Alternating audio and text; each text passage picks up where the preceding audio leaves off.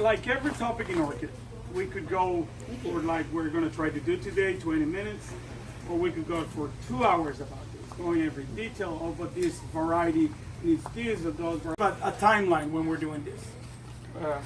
We're going to talk about Cattleyas first. We're going to leave Phalaenopsis for last because they're so easy. Most people here probably already know how to do it. So if we're short of time, we leave them out, but they're just not complicated. Okay, so the first thing you have to do, and of course I picked an obvious example, and they're not going to be all like this, is how do I divide it? How do I decide where to divide it? And a lot of people have problems deciding that. So, first of all, you need to identify what the leaves of the plant are, where they are. Where the new growth is, that's a leaf. That's where the plant is growing. And even if there's not a new growth on it, where the plant ends, the last place where it blooms, that's the leaf. That's what is actively growing in that plant.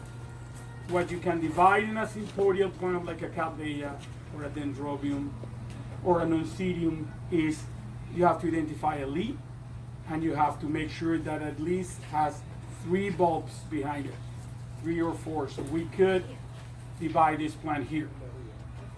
Leaf, 3 bulbs or 4. Here's another one. The leaf and several bulbs behind. We could take these 2 pieces for sure out. Probably a third or a fourth would come out of there. But that's what you're looking for. You're looking to identify the leaf and then make sure it has at least 3. You could have 15 behind it, but at least 3 of them behind. Okay? Okay. Any questions? Not yet. Good. We get more realistic. This is how your plant is going to more likely look like. Not as easy as that one. So here, leaves are really easy to identify on this plant because it's just doing the new growth. Yeah, and actually that is a good time to do repotting. Most of your Cattleyas, most of the sympodials are gonna be happier if you divide them when they're actively growing. That means in a few weeks, in a week or 2, this new growth is gonna give new roots. That plant is gonna have new roots very quickly after you potted them, so it's gonna suffer a lot less. Okay? What kind of plant is it? This is a Shumbo Cattleya. Shumbo Cattleya. Thank you. I already did it. Your cutting tools should be sterilized between plants, not between cuttings. Okay? You don't have to use a flame. We use a flame because it's fast and it's very effective. What you want to get is the surface of that clipper. You want to get it to about 400 degrees Fahrenheit. That with a flame that's about 1200 degrees or more, it happens fairly quickly. That's why we use the flame. If you prefer not to use the flame because it has its risks, you can touch that and get burned. And believe me, we do it periodically. If you can do it with something like a jar of bleach, 10 to 1 dilution, one cup per 10 cups, or 1 little cup per 10, whatever you want to do it. But you have to make sure if you do it chemically that you're going to do it for at least 10 minutes. If you want to work fast, have 2 clippers, one in there, one you're working. In any of both methods for sterilizing, you want to clean these blades before you burn them or put them in the chemical. Okay, if there is pieces of tissue on it, of plant tissue on it, then that surface might not get as hot or might not get the chemical that it should get. Okay? Even if you just do this. On a leaf. Okay? Beautiful. Then, the media. What media we're going to use? Do we want to mount it? Do we want to put it in a pot? Do we want to put it in a basket? And what difference does it make? And believe me, this is a 2-hour talk that we're going to do. It's more than 2. Pots are the cheapest thing there is around. most practical. That's why we use them, because we want to be as competitive as possible. Pots are great if you control the water. If you have them out in the rain, you live in Florida, or your plants live in Florida if you don't live here, you do not want them in a pot out. The chances for them rotting in the summer when they're in a pot go way higher than any other way of growing them. So use a pot only if you can control the water. If you have them in a greenhouse like this, or if you have Phalaenopsis and they're under a ledge, or Phalaenopsis or whatever, they're under a ledge and they're not getting rained on. My number one recommendations are baskets and mounds if you're doing growing outside. Okay? That will minimize your chances of rot. It's going to be way lower than any other way. What media? If you want to, again, if you can control the water, you can use sphagnum for Phalaenopsis, for Celogenous, for many plants.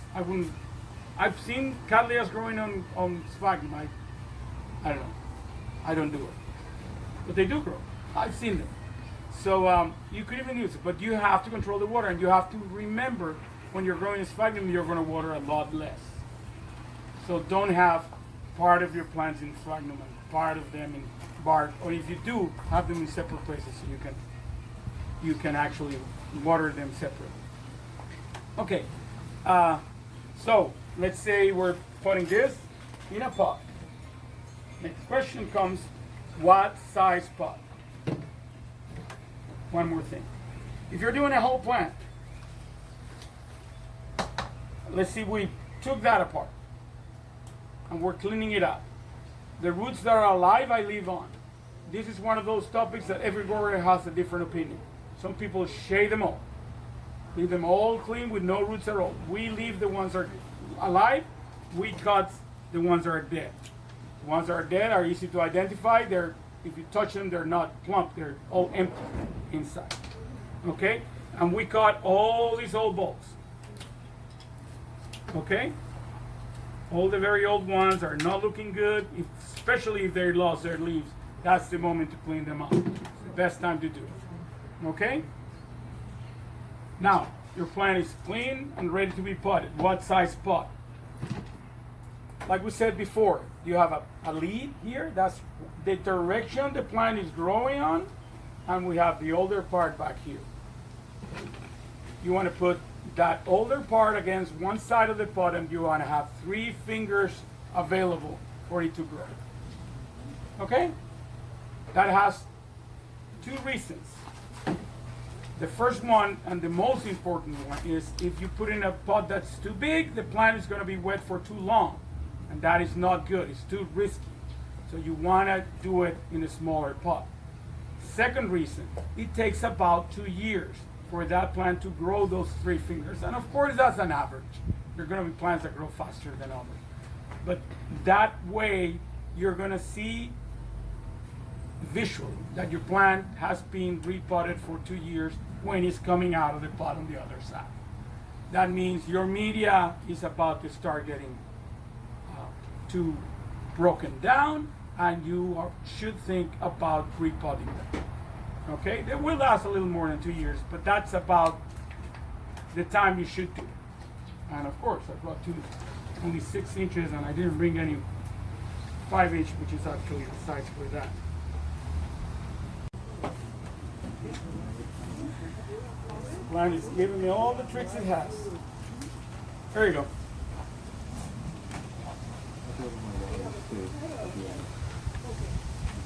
Can you see it? Yep. Okay, it's about the size. The rest is, well, all of this is very easy. You just have to, it's like anything in life. You just have to know the rules and follow them. So you want to leave those roots inside, the ones you kept on, and you want to put the plant level with the surface. You guys know what the rhizome is? Everyone? The rhizome is what joins the bulbs. Is that stem here, this lower part of here that joins one to the other. that should never be under media. That's number one mistake when people are guessing how to do clip art. They think it's a ground orchid or it's a ground plant. They put them in up to here, and this rots eventually. That's what you want to avoid. Okay? You press it really hard. A clip. This is what makes it possible. What makes it possible for you to be able to put that plant on top, and it'll be firm anyway. Plastic pots, I tend to bend this little piece a little bit so it grabs the plastic a little better, and I tend to bend the tip a little lower down so it doesn't stick up like this, but many times it does.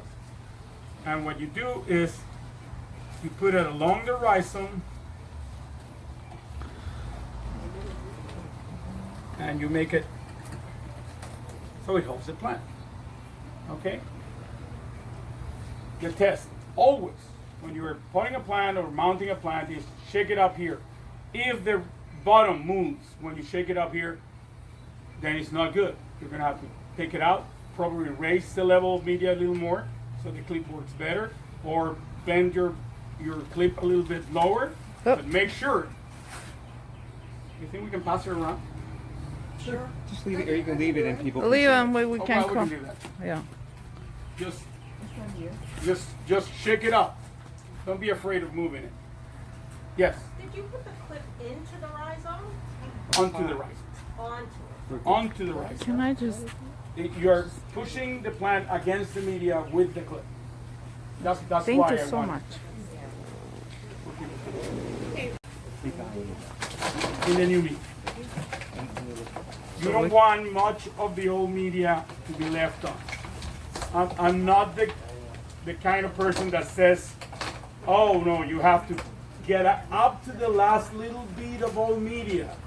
No, but you do want to get rid of most of it. I hose them. Do what? Hose with the hose. You can hose it. Yeah. That's a good way to do it. Easy and clean them. It is. It is a lot easier than this, and it's less work. Most of the time there is a very hard stick right here. No mercy. Just pull it out. Get rid of it. Done. There. Boom. Get rid of it. Get rid of the old ones. There Especially you if go. They don't have leaves anymore. And if they look like they're going to lose their leaf, I can't help it. if they look like they're going to lose their leaf pretty soon, go ahead and cut it. You're talking about the next 2 years of the plant there. Because it'll never grow another leaf. Once it- Oh no, they will never. They would only grow new around where the leaf is. Okay? Okay. So, we got this big plant. That's We need a the, big container. You can put it in a big pot too. There are pots as big as that. I don't trust them much, but you can. When you're doing baskets and big plants like this, that you know they're going to grow in more than one direction, I'm a little more flexible with the 3-finger rule. First, because baskets are going to drain a little faster than pots. Second, because this plant is going to grow a little faster also than just a one piece like the one we just did. Okay? But the principle is the same.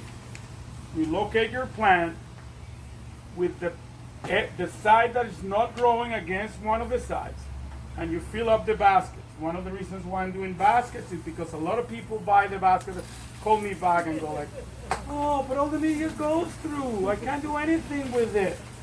You can. Okay?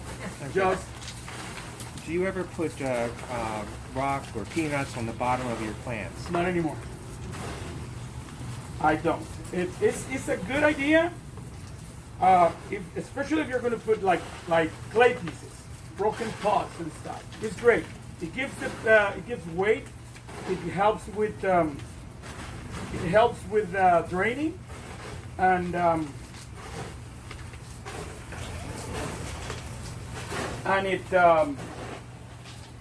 it's many times cheaper than the media you're putting in. Those are all good reasons. That's why you sow peanuts on that. That's an old plant, of course. I don't use styrofoam peanuts anymore because I'm trying to be more environmental, organic. more organic. You can see that on my packing as well. I'm trying to not use styrofoam peanuts in my packets for the same reason. Styrofoam is not exactly something that breaks down in less than, I think, last study was like 300 years. Okay, what I do with baskets, there are many ways. You want to do the same, you want to get the same effect with it in the pot. You want to be able to hold that plant in a way that you can do this and your plant is going to be firm. This trick was taught to me by Bob Hay. You go in like this, and you hold the rhizome down, again. Very technologically advanced. It works really, really well. Okay, and same thing. We can shake it and it'll stay put, and that's what you want. Loose plant is a dead plant, and that is a true rule. Okay? We're, again, in the same line. We're doing mostly mounts on cork. Cork is renewable. You can buy it. It's easy. The other thing we're using, you're going to see when you get out, there's a whole shelf there with a bunch of cedar. That's the other wood we use, is cedar. It's cheap. You can find it anywhere. It's not pretty because it's got straight edges, but it works really well and it lasts many, many years. And that's what you're looking for in a mount. In a mount, you're looking for something that would last at least 6 or 7 years. Reason, everybody will tell you. If you're in a pot and you clean like I did, you think I was really cruel with the plant. That was nothing. I cut only the dead roots and everything. But when you pull a plant off a mound, you're ripping off everything. Everything is going to stay on that mound. And you're going to get most of the plant with no roots. She's going to be much more in shock when you're redoing it. So you want to use something that you won't be able to touch your plant. You won't have the need to touch your plant at least in 7 years. Want to grow really. I got plants I've been growing on whatever I mounted in for 12 years and they're fine. Cork lasts at least 15 years. It's really good. Cedar lasts at least 7 or 8 years. It's really good. And you've got a lot of other options. I wish John was still working in orchids because he knew all the little woods that are local you can find and actually do. That's the other great thing about cork. You can do this. You can go like, you can gut a hand sew and do it, but you can also do this and break it down to pieces. So it's flexible, it's easy to work with, it's light, it's pretty. It is pretty. $15 a pound, I don't think it's that expensive for all those advantages. So, this plant was growing on a mount. That's why it's all flat like this. So it's easy. But if you're going to do a plant that used to be in a pot, don't worry about it. Just put the new growth, against the plant. Even if the plant looks like this at first, don't worry about that. Put the new growth against the plant because those are where the new roots are going to come out, and they're going to go that way. I'd employ you ones that used to put them like this. Because of course, they look better, but then the first set of roots was coming out in the air, was not holding not holding the mound, which is what you want. So,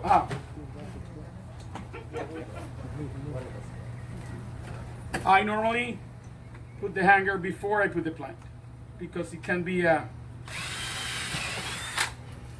pretty shaky thing to do it after the plant is on. I mean, they're pretty safe in there, but they're not. It's not like you want to shake them that much. This is gauge 12, I think. All my wires is from Home Depot. I don't. Oh, the other way around. Stick it out. Out. Bend it like this against the cork. Of course.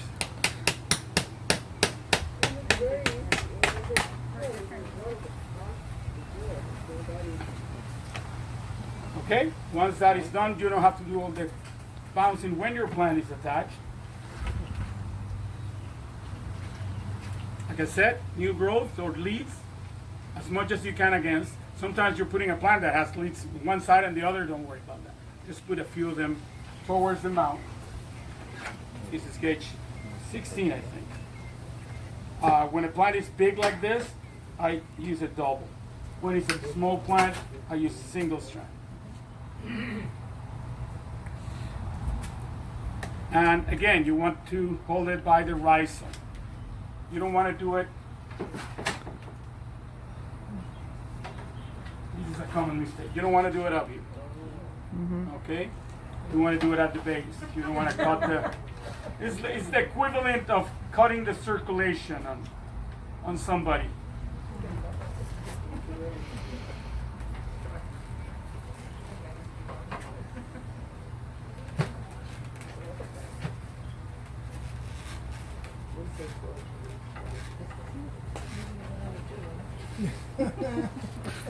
Really, me too. And lots of wire.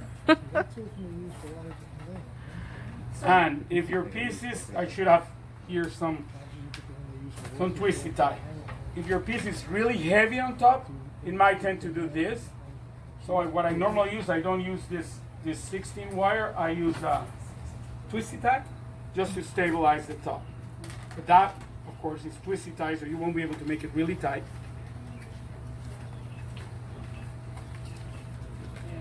What I'm going to do here is I'm going to do it with wire, but I'm not going to make it really tight.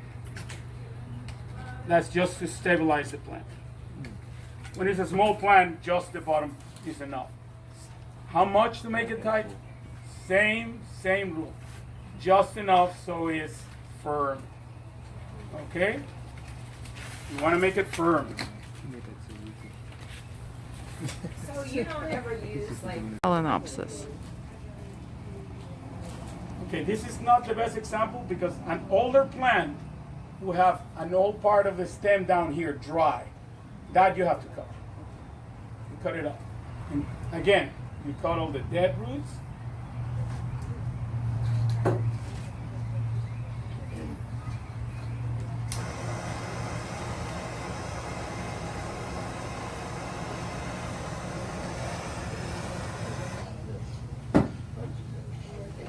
Which this one doesn't have much of.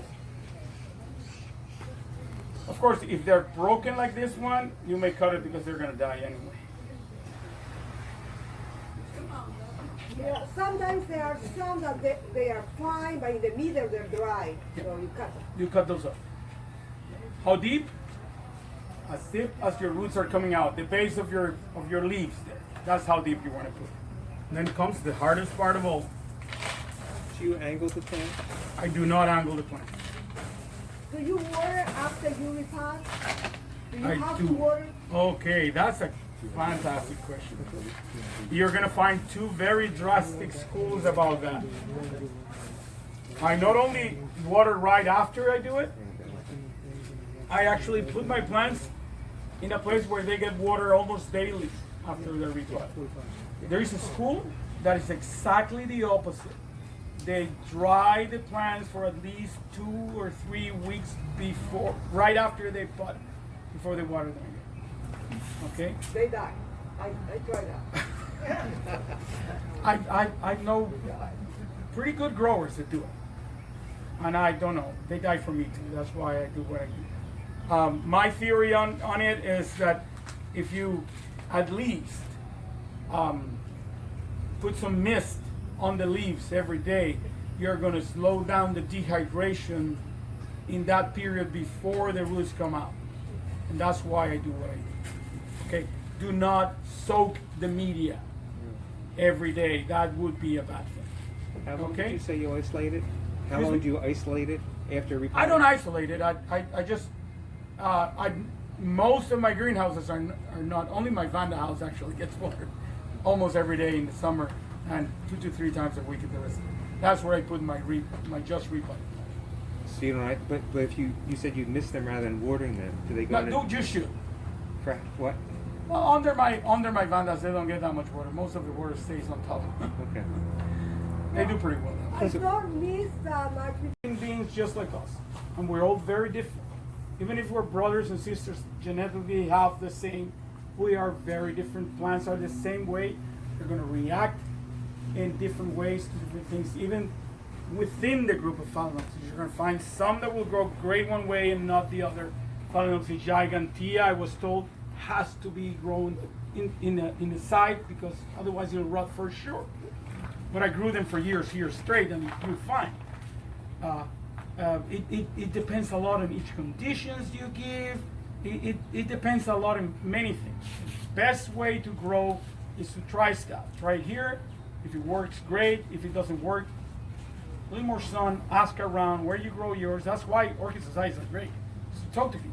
You have this plant? Have you ever killed any, Rafael? Well, I have a way of answering that question. I None said, of your business. No. Way more. Professional killers are called professionals because they just go around and kill people. Sicarios. Many of them. That's why they call us professional growers. You have to understand, we buy batches of plants to see if they do well here. We are your trial and error. You don't have to go to Thailand and try the plant and see if it grows. No, we buy 50 of them. They all die. We go like, I don't think that grows well in Florida. So you don't have to buy it. Okay, but that happens to us. Also, it happens that we buy 50 plants. They're clones. They're all genetically identical. We put them in the same spot in the middle of a bench. They're all the same, and the one in the middle dies. Yeah. And you go like, why? Yeah. They're living beings. Really, they are, and they do whatever. Any questions? Rafael is always really good to answer. If you have personal questions, more questions. No, not personal. Everybody Also, no financial. I don't know. I wouldn't be growing orchids if I had knowledge of that. I'm going to let you. We're going to do a door prize, you guys. Everybody have their number on their chest? Ooh. Are you Debbie? Okay, you're number 12, I think. What's the number? Well, no. Okay. Debbie's 12. Randy didn't behave. He doesn't have a number. Randy doesn't have a number, sorry. She's got my number. Oh. Pull the good one. Oh, no. Wait. Take mine. Yes, he does. You had, Oh, well, that's it goes. Well, if nobody else is number 10, then you are number Yes! Oh, Who has number 10? Yeah. Okay, well, guess what? Guess You have what? One of those? That's a great one. I don't. Beautiful. Tracy, can you believe this? Okay, we're gonna look. And here's the media and there's that Phalaenopsis that he repotted. Look, everything in it. And again, media you choose also can be anything. Depends on your watering habits. If you water a lot, you want something more that will dry faster. If you're not, then you can even add maybe sphagnum so it holds it. But for us, again, we're in Florida. We might be different than the rest of the world. We are different. So, yeah. Okay, and here are the final products. The mount that was made with the wire. A little bit something new for me. I honestly never seen it like this, but it's cool and easy. Then you can use a bamboo stick instead of a regular clip, metal clip in the basket, and the Phalaenopsis on a regular pot. Now, and here is the video. Now they are practicing. Boys with sharp objects, girls in the sexy masks, and with the power tools. Look at her go. Yeah, so this was made by the Sarasota Orchid Society. I'm a member. President, say hi. Hi. This is Miss Martha. Mrs. Martha. Oh, totally. Thank you for doing this. It's fun and really well organized. So you heard Rafael. Now we all know how to do. We don't have any more questions because it's as clear as a day. And here is the rainforest. It's so nice to get out. It's so nice to see people again. I think this pandemic gave us one lesson. How many things we were taking for granted. Just a simple hug nowadays is worth crazy. I mean, I went to Marshall's yesterday and it's almost like I took a trip somewhere around the world. So much fun I had with the little Martha. Not to mention my new shoes. Okay, Rain, rain, rain. That's how they water them. I'm trying to see where is the water coming from, but it's probably like parts of a... Okay, so Sarasota Orchid Society, great job. Thank you so much. It was well organized. We had to sign up, and it was a limited amount of people. We're all spread, sitting far away from each other. Masks required, and of course we gotta buy stuff, so it will help Plantio.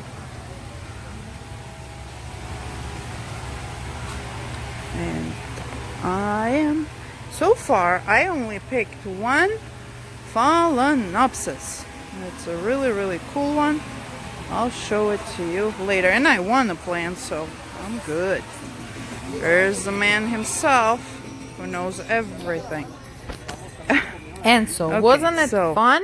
It was extremely informative, quick, to the point, great examples, information. So thank you so much, Rafael and Plantio, La Orquidea in Sarasota. Sarasota Orchid Society, thank you guys so much. You guys organized this event. We're not spoiled by the events lately. So thank you very much, and I hope you enjoyed it.